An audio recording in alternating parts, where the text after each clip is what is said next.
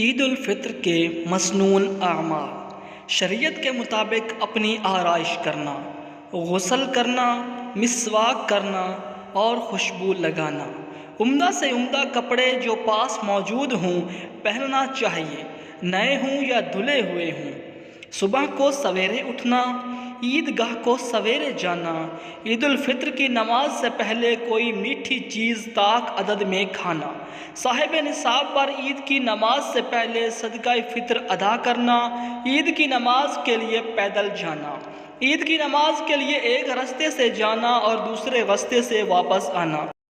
عید الفطر کو آہستہ آہستہ تکبیرات پڑھنا، عید الفطر کی نماز ذرا دیر کر کے پڑھنا۔ مہربانی فرما کر اس عید کے موقع پر مجھے بھی عیدی عطا فرمائیں اور میرے چینل کو سبسکرائب، ویڈیو کو لائک کر کے لازماً مجھے کمنٹ سیکشن کے اندر عید مبارک کہیں۔ جزاک اللہ خیرا و احسن الجزاء فی الدنیا والآخرہ۔